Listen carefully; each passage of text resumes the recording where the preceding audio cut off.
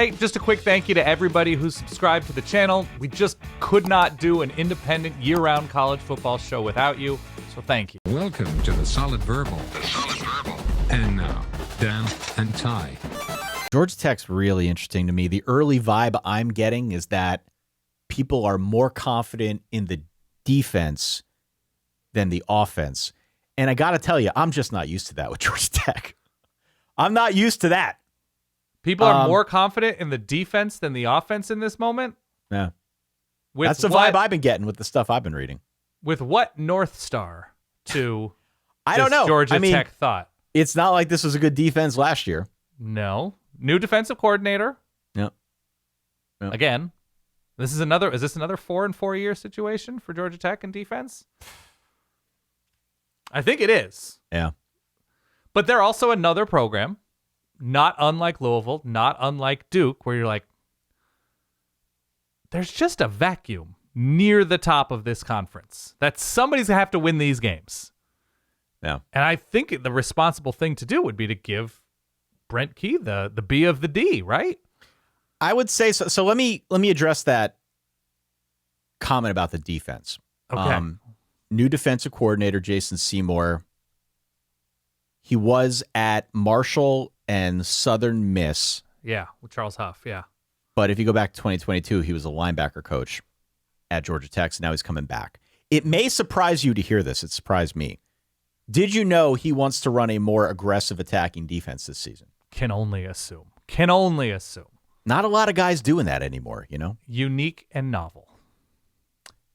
Notably, from what I have read, his system is going to be less about filling in the gaps along the line and more about breaking on the ball, trying to get the defensive line into the backfield. Aggressive and attacking. They were pretty proactive in the portal along the defensive line. They got a lot bigger along that line. Brent Key has commented on how they got bigger. It will be interesting to see if they can pull it off, because that would clearly be a welcome change if the defensive line played a little bit more on the front foot. They've just got blown off the ball these last couple seasons. They need to be better up front, and it sounds like they're trying to do that. Maybe that is some source of optimism. Right. That remains to be seen. All that said, this is a really interesting moment for Georgia Tech. Kind of a pivotal moment for Brent Key, because Haynes King was there forever. Everything was built around Haynes King. Now Haynes King is gone. And it's not just Haynes King. It's the offensive coordinator who left for Florida.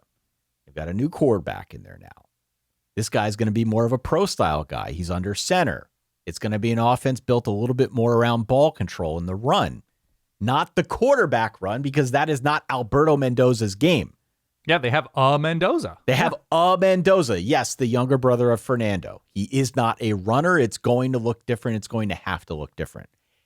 Everything I have read, everything I'm sure that you have read in the preseason here about Alberto is glowing. Right. Glowing. He looked good in the spring game, too. We obviously have no sample on this guy. And so maybe it's just me.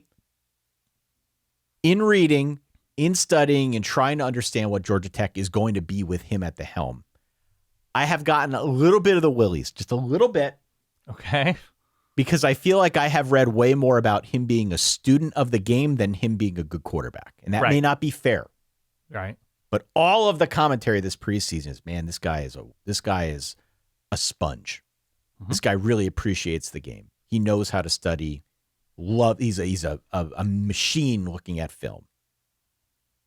I would like to see a little bit more out there. I know we don't have much of a body of work to go on, but that's just where I'm at right now. It's a good starting point. It is a good starting point. If all of the glowing reviews about your quarterback is like, oh, command, gets it, absolutely, locked in. And wants to work, is coachable. Like, I'm not saying these are bad things. Yeah, of course. Let's talk about throwing outside the hashes a little bit, okay? I agree. That said, they're not going to ask him to run the offense. And by that, I mean they're not going to ask him to have the burden of the entire offense on his right shoulder. Like Haynes King's. Haynes King. If he comes in, if he is a solid game manager, he will do well in this proposed system that I think they're going to get now with the new offensive coordinator, George Godsey. Right. He would be fine if that were the case. But need to see it, right? big question mark. Yeah, I'm with you.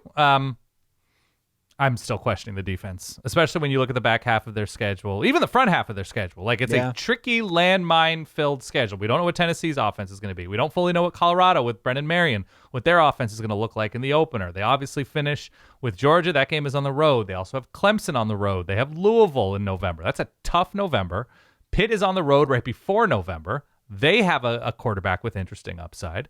So the question to me is still going to be a defensive question with Georgia Tech, because I'm a believer in offensive line development at Georgia Tech. I'm a believer in what we've all heard about Alberto Mendoza, although it does remind me a little bit of the Vikings coach's name is Kevin O'Connell, right? Yes. He was at San Diego State, if memory serves. I believe so. As a quarterback. He had a quote when he was at San Diego State. If I apologize if I'm misattributing this or something, talking about his time there, where he was like, man, or no, maybe this is when he was on like the Patriots. I think he was like a Tom Brady backup for a minute. Okay. He was like, I got the offense. I knew the offense. I knew what was happening before it was happening. Film study just came easy to me. But in practice, and I was like, this guy running this post is going to be open when this safety bites this way. And he was, and my arm just couldn't get it to him in the time needed to get it there. Right? That's the worry. I have no idea if this is applicable to Fernando Mendoza or not. But yeah, when you were talking about like, the film study complements, the command complements, whatever. I'm still going to be more worried about the defense. I know they're bringing in guys up front. I know they're rebuilding the secondary. They just have not been able to figure out defense with Brent Key at Georgia Tech. No, they haven't. They haven't. And again, he's made comments. I think he's really satisfied with where they took things in the offseason, especially on that defensive line. But again, there's a recent track record here of that not working out. To the point on offensive line, though, I think you're right there. I mean, Brent Key's pedigree is as an offensive line guy. B of the D. Yeah, like there is enough back along this line to run the style system that I described earlier. Good duo of running backs. Really good duo of running backs. Yeah. And we can maintain the Haynes your way backfield now that Justice Haynes came over from Michigan. Correct. Which is nice for me. It's a boon for the solid verbal. Yeah. That over-under is a really interesting thought experiment. What's the number? Because of the schedule that you mentioned. 6.5. Again, just to reiterate, they've got Colorado, Tennessee, and Georgia in the non-conference. Mm-hmm. Not easy. The conference slate misses Miami and SMU, but they do get Louisville. They're at Clemson back-to-back in November. I'm inclined to go under and say they finish 6-6. I think part of this exercise is you look at the number of games on a team's schedule that feel close to automatic wins. And I feel as if the bottom of the ACC is improving.